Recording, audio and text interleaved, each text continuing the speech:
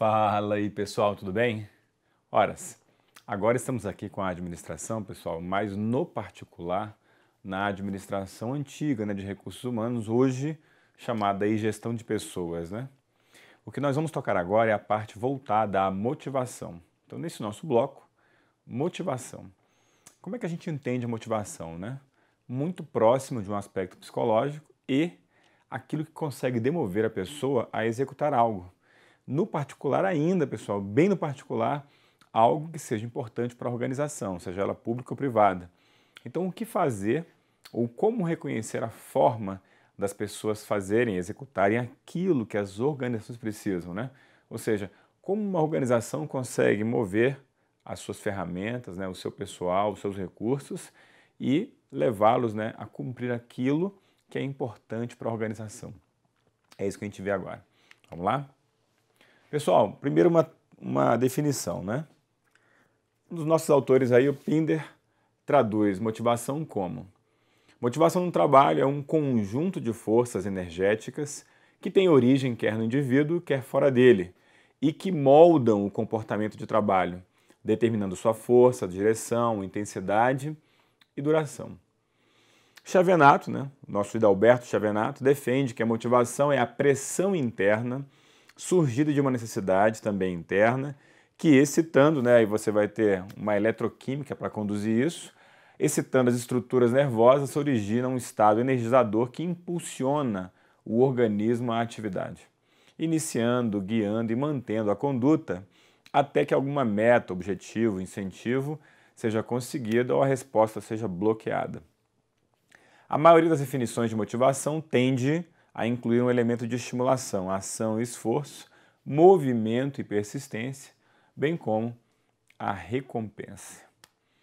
Bom, pessoal, então a partir desse prelúdio, esse introdutório em relação à motivação, a gente percebe que, especialmente com o Chavenato, é uma coisa que vem de dentro, ou seja, tem mecanismos externos, a pessoa humana tem, mas de propósitos, mas de verdade e de propósitos, mecanismos internos é quem dão esse disparo, né? Essa alavanca inicial. E é de ver que isso passa por um momento, né? Ou seja, desde esse disparo de uma necessidade até aquela coisa conflituosa que é necessário resolver. A partir daí, uma vez solucionado ou uma vez bloqueada a resposta do que se tem como objetivo e alcançando uma provável recompensa, aí sim esse movimento motivador cessa, ou seja, ele tem quase que uma vida limitada em relação aos seus objetivos. É preciso o encontro de algo para que você tenha um percurso motivador. Mas a gente vai abrir isso mais para entendimento, pessoal. Vamos avançar.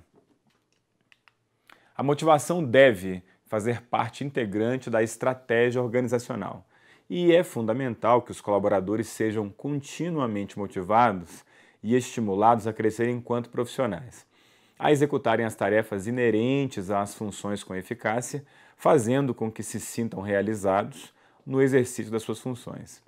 Para tal, as organizações devem adequar os processos de coaching e promover uma liderança eficaz que seja determinante no processo motivacional. Então, pessoal, aí agora dessa extensão a gente começa a tomar corpo, né? A motivação deve ser algo contínuo, ou seja, você não motiva um funcionário, um colega, uma única vez e pronto, agora ele vai o resto da vida estar motivado ou no caminho da motivação. Motivação é algo contínuo, muitas vezes tem que ser diversificado. Você tira na sua casa. Quando o indivíduo é criança, a motivação é de uma forma, ele cresce um pouco mais, né, vira um adolescente, a motivação é outra. Né, ele vira um jovem, aí, a motivação é outra. Ele é adulto, a motivação é outra. Ele envelhece, a motivação é outra. Ou seja, em cada etapa do seu crescimento, você tem modelos diferentes de motivação. Então, cabe, como aqui diz no segundo parágrafo, a quem lidera ou a quem é responsável por essa condução da motivação, perceber essas etapas. Daí a gente percebe que não há uma fórmula única de motivação. Daí a gente percebe que não há uma forma linear para tratar todo mundo que a gente conhece, ou que trabalha, ou que lida nos nossos relacionamentos. Porque a motivação ela vai ser algo muito modelado em relação às peculiaridades, às condições, a pessoa e outros quesitos que vão importar, né, nesse ambiente que a gente vai enfrentar para motivar ainda. Os tipos de motivação se orientam conforme fatores, né? As chamadas recompensas, que nós tínhamos citado agora há pouco. E elas são dispostas em dois polos.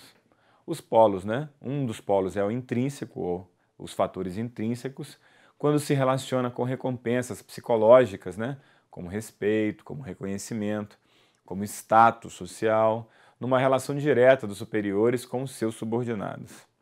Os extrínsecos, quando se relaciona com recompensas tangíveis, como promoções, salários, benefícios e outros recebimentos, que independem dos superiores, pois são tomados como regra legal, né? Por exemplo, as obrigações trabalhistas ou mesmo disciplinadas pela cúpula da organização. Então, pessoal, se a gente se sente incomodado com algo e aquilo gera uma energia, né? E uma sinergia que se volta a motivar uma ação, realizar uma tarefa, determinada atividade, então, de verdade, quando você imagina os polos, os extremos da motivação, você enxerga esses nomes difíceis, né? Intrínseco e extrínseco. O intrínseco, algo interno à pessoa, né? Algo interno, inclusive, por conta dessa visão de recompensa psicológica. Então, a história do respeito, a história do reconhecimento, valores intangíveis que são muito, né, em relação ao trabalho, muito relacionados aí ao trato que o subordinado tem com o seu superior hierárquico. Então, esse trato, esse relacionamento interpessoal travado diz muito disso, de como é que funciona ou como são travadas as relações superior-subordinado. No caso dos extrínsecos, que vão estar fora, né?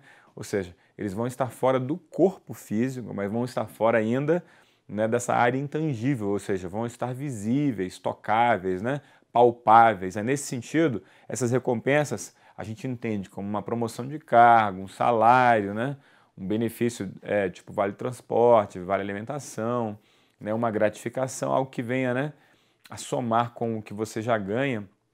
Então, de verdade, isso independe do superior. É claro que uns e outros, essa questão de dependência ou independência sempre são relativas, né? Mas de verdade aqui a teoria toma algo como genérico. Isso aí não é o seu superior que, eu quero te pagar um salário, eu quero te pagar isso a mais. Não, isso geralmente já é uma obrigação trabalhista, já é uma convenção coletiva, já é um acordo salarial, ou seja, é algo que já está consolidado. E a partir daí, a chefia só confere se o seu trabalho está adequado para que você continue recebendo aquilo normalmente.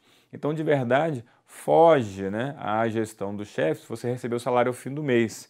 A não ser que se não veio trabalhar, é um caso bem limite, mas no geral, trabalhando normalmente, seu salário vai ser ali, então, percebido. E aí, pessoal, em relação a isso, né, isso está fora da mão dos gerentes. Então, em relação a eles, essa tomada de decisão em relação a respeito, reconhecimento e consideração é muito mais um valor, um fator intrínseco do que um fator extrínseco. Avançando. Xavenato ainda traduz uma lógica voltada à teoria do ciclo motivacional, que se desdobra a partir de um equilíbrio interno, podendo ser afetado por um estímulo e incentivo, daí surge, ou seja, é criada uma necessidade e se gera então uma tensão. Uma vez estabelecido o desconforto da tensão, é disparado um comportamento ou atitude que busque alcançar a satisfação da necessidade. Então aqui a gente já começa a perceber que a motivação, na visão do autor do Xavenato, ela segue um ciclo, né? Ou seja, ela circula, faz uma rotação. Essa rotação parte de uma premissa básica. Nós estamos em equilíbrio. Nem que seja um equilíbrio relativo, mas a gente está em equilíbrio.